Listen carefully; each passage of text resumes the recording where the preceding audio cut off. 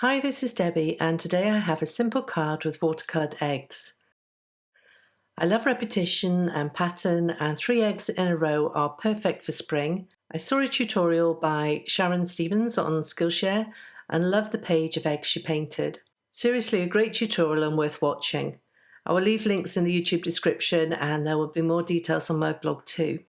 Sharon shows you how to use a circle die for the base of the egg and how to freehand the top of the egg shape. However, I went for simplicity because when I thought about the eggs I remembered the bunny peekaboo die set that went with the matching stamp set and had a range of egg dies. I used the largest one.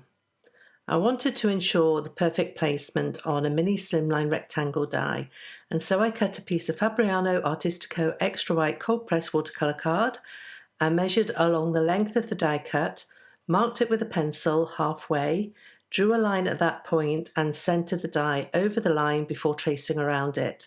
I then equally spaced another egg each side. Getting a good base down at this point is so important to ensure that clean and simple look later on. Unlike a water-reactive ink such as Antique Linen Distress ink, which I often use, pencil lines don't blend into the watercolour paint. The lines will get trapped by the paint and won't be erasable afterwards. And so to lighten the lines, I used a kneaded eraser. This is a great tool, a little like firm blue tack. You knead it between your fingers for a moment and then press to the paper and it gently lifts the pencil lines. You can shape the eraser to any size you need to get into smaller spaces, for example.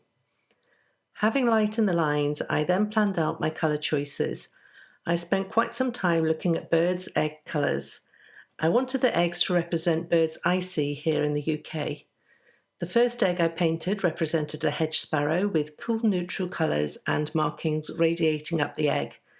These little birds used to be so prevalent when I was growing up, but are much rarer now. The second egg could be a number of options. I love blue eggs, but sometimes the blue is very blue for this muted loving painter. And so I used the bullfinch as a guide, but also kept in mind the song thrush, the starling, and so many more.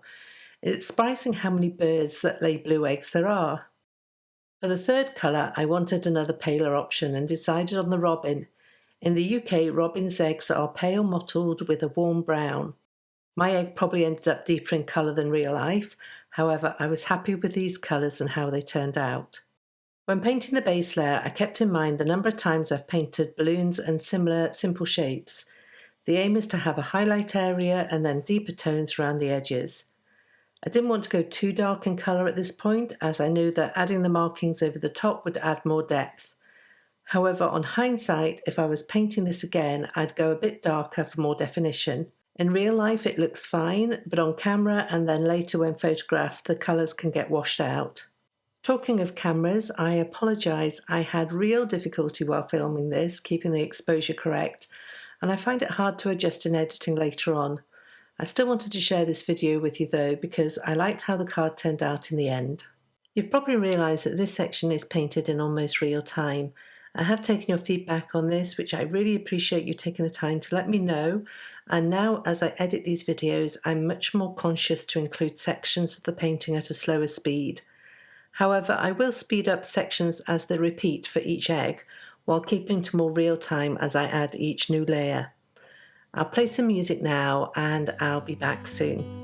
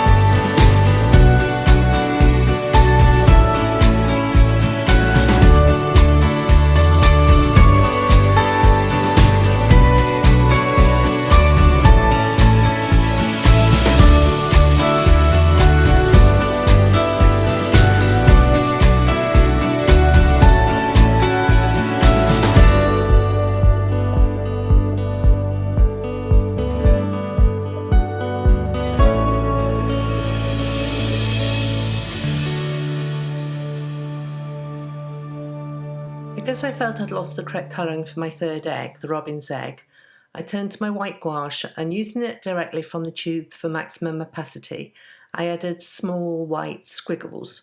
Squiggles might seem a strange term to use, but particularly on the robin's egg, which had almost a subtle marbling, I kept the brush moving in random twists and turns.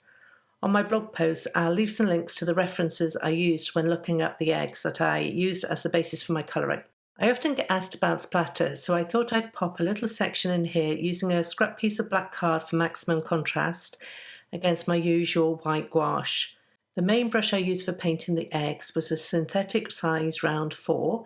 Mixing just a little water with the gouache and splattering with this brush gives a relatively fine layer of splatter.